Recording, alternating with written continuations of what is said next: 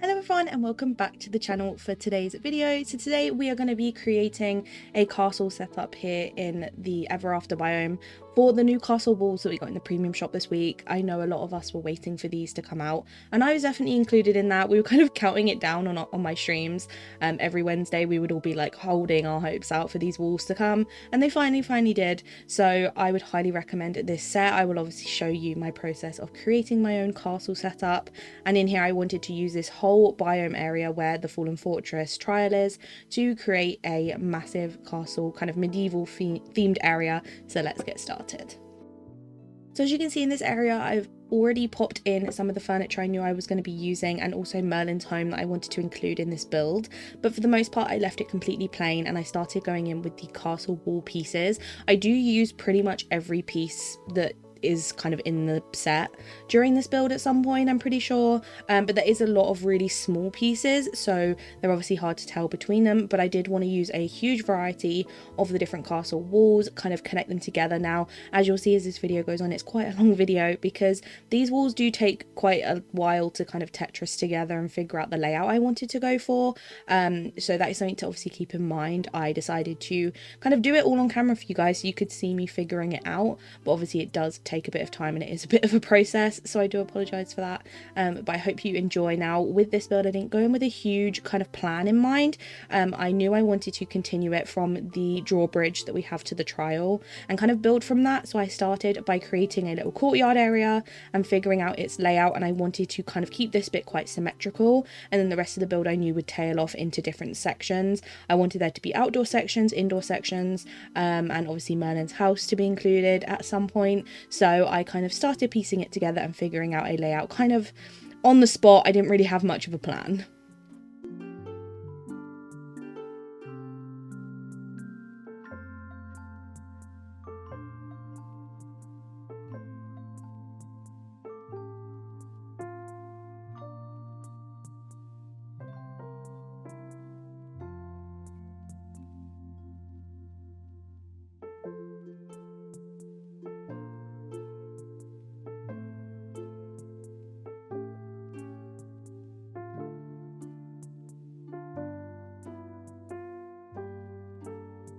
Now for flooring here, I did originally start off with some of the kind of like Forgotten Land style flooring, but I actually changed it into the Ancients Landing one purely because I felt like the Forgotten Lands one was just a bit too dark for the style of build I was going for. I didn't want it to feel too villainous in here, and I probably will do some sort of villainous castle setup in the Forgotten Lands at some point, so I decided to keep this one a little bit more natural and neutral. So I added in some of the Ancients Landing flooring into the kind of parts of the castle I'd already mapped in, and then I started figuring out the layout of Merlin's area. Now I wanted this to tail off to the side of the castle in this kind of more mystical area, so as you see as I go forward I add a little rock pathway and then I start adding in some trees, some mushrooms, and making this area feel really whimsical and kind of fit the more magical theme of Everafter.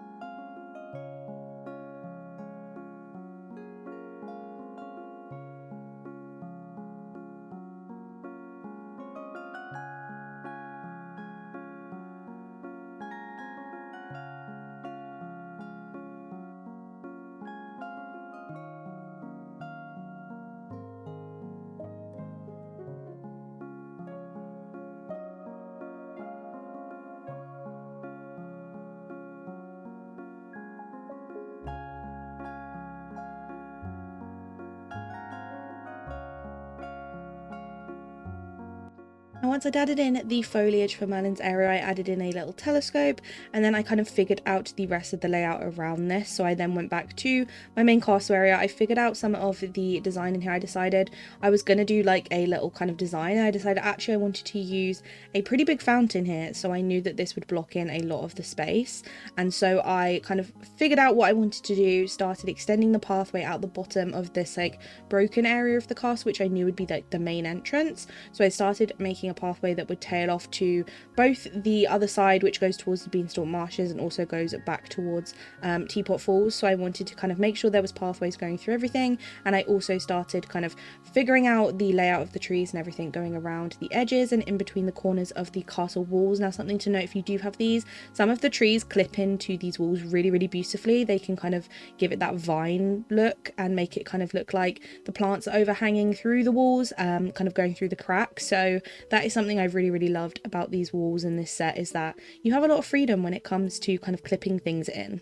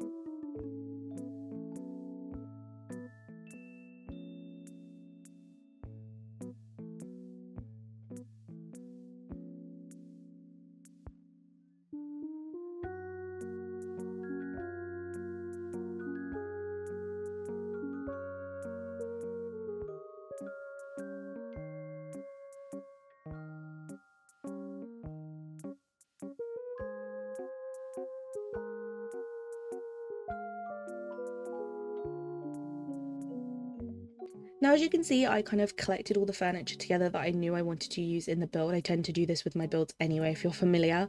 But I decided to kind of get that together, add in some of the rustic clock towers to this nice entrance area, create a kind of symmetrical design, and then figure out the pathway going down to Teapot Falls. And then I knew this whole back wall was going to be kind of part of the castle structure. So I started mapping that in, figuring out how I could get that symmetrical, and obviously start tailing that through to make sure it all kind of tied together and kind of kept this area very enclosed.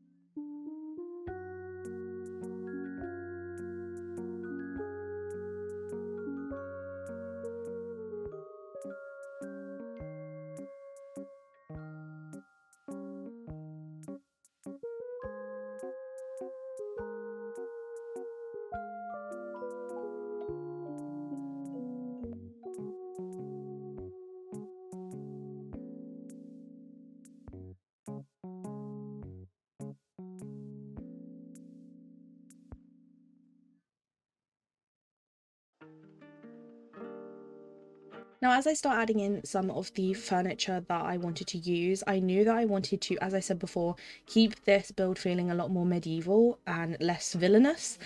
So I did add some furniture pieces that kind of were a bit more spooky, like Maleficent's throne and some of the coffins, but I kind of balanced it out by using a lot more of the rustic furniture. I also wanted to create a grand dining hall table, so I start adding this in with some of the Merida chairs, and then I also add some of the craftable banners all around the build to give it this kind of royal look. But I tried to keep it as light as possible while still tying to that kind of more rustic medieval feel that I was going for.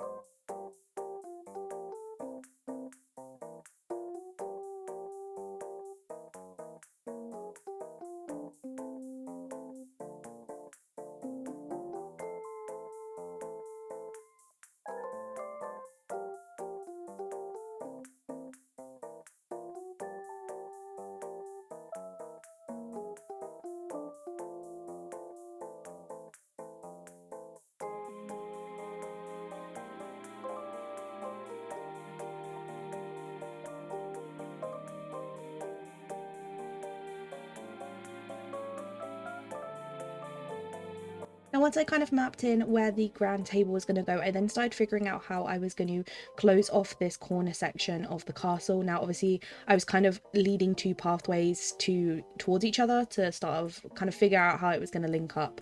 So I started placing in pieces and figuring out how I was going to link this together, how much space I needed for the items I wanted to include, and also how much obviously spacing I needed for all of the walls that I needed to use to connect it. So I started figuring that out, which allowed me to then start thinking about what I was going to use to decorate these kind of final areas, and also kind of the foliage I needed to add in to kind of complete that corner section.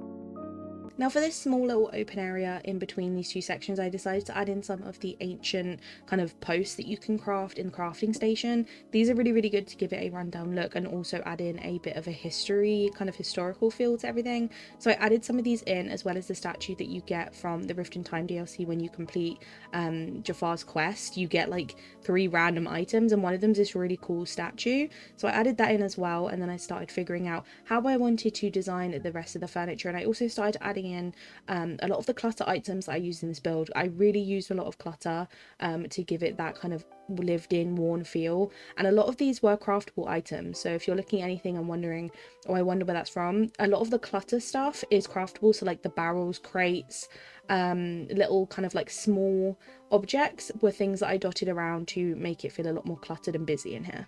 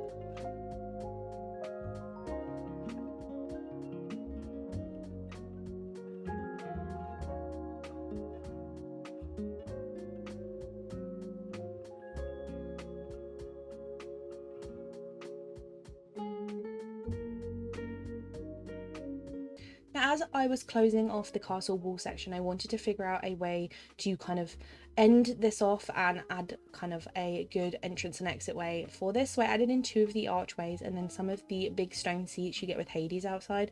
I felt like these looked like where like the guards would sit or something, so I decided to pop those outside. And then this kind of introduced us to our outdoor section of this build, where I'm going to be creating a kind of courtyard area and then also a kind of campsite area. I wanted this to feel like where people would be kind of living and camping out outside of the palace walls. So I wanted to kind of start figuring out the layout of that. As you can see, I have a lot of furniture I still wanted to use, so I do go ahead in a minute and I organize all that and kind of get it sorted into what I actually did need and what I didn't need, and start organizing it a little bit more, because at this point it was looking a little bit chaotic. So I do go in and figure all that out at some point, as well as adding one of the new gazebos at the back to be a really cute seating area outside of the castle.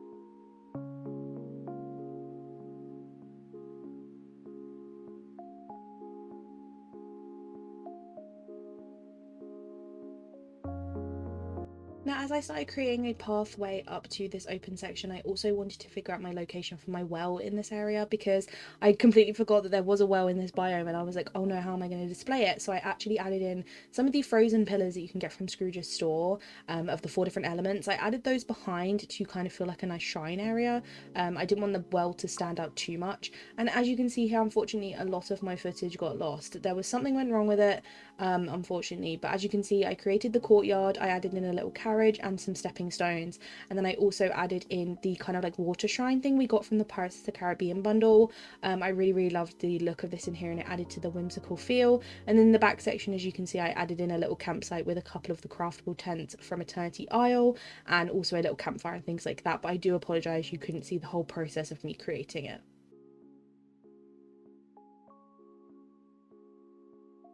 So here is the final build. We are coming up from Teapot Falls, which is the kind of entrance I wanted to start off with. So as you can see, I'll show you the grand entrance. We have a statue here. Obviously, it's not the most ideal statue to have here, but it fit the most with the theme. And then we have our main section where we've got the fountain with some seating all around in a symmetrical pattern. We've got our banners to lead us to the drawbridge where the trial is and kind of keep all that symmetrical. And then we've got some little fountains on either side. Now this side obviously leads us to Merlin's home, which is just tucked outside of the castle. I wanted him to feel like maybe he's the royal magician or something like that, or royal scientist. So I added in this cute little whimsical spot for him in here where I feel like he feels very secluded and it really fits his home. I did kind of my best to blend his house in. And then obviously as we go the other side, we've got again the symmetrical little water fountain, and then we go into our main section. But before we do that, we are going to go back round to the left and we're going to see the other side that leads up to Merlin's, and we've got our little rustic clock tower and some of the craftable fences. I added in a sled and some more kind of clutter items, and then we've obviously got some big trees and everything like that, and a statue to lead us round to the exit out to Beanstalk Marshes.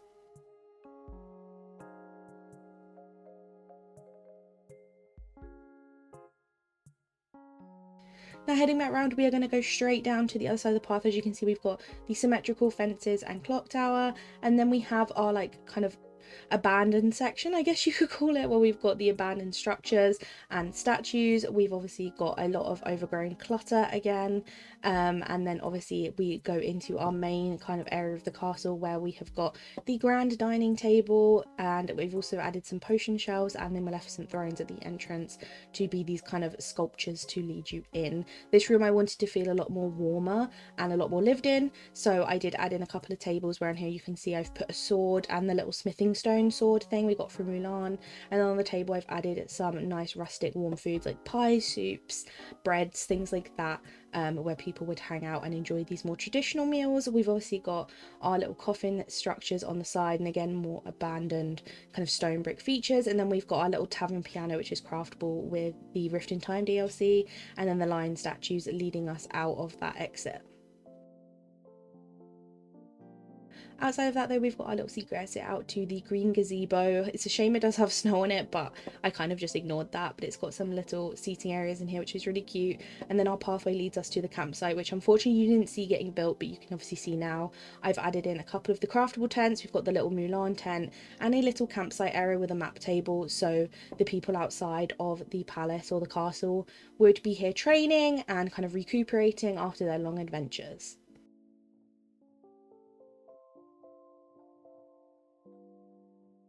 Heading out of there into the outside courtyard area, we've obviously got the 2 seats, which I guess the knights would probably sit on, and I also included the little sword in the stone craftable item we got with a Rift in Time. A lot of the stuff from Rift in Time worked really well for this build.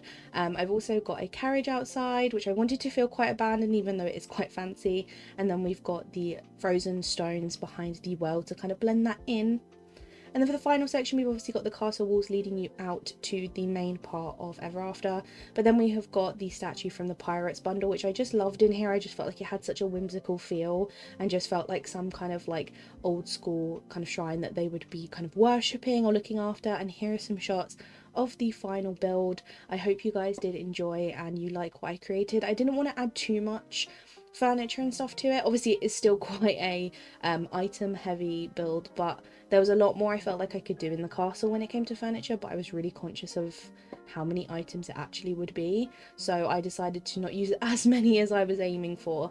But I hope it is a little bit more friendly for those of you who are on a lower item limit. Let me know down below what you think of the build. Did you like it? And if you did pick up these castle walls, have you built with them yet? Are you enjoying them? I absolutely love them. I'd highly recommend them to anyone who was umming and ahhing and wasn't sure about them. I think they're really fun to have, and they're going to be a really nice addition for builds.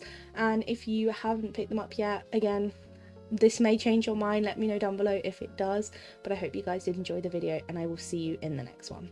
Bye!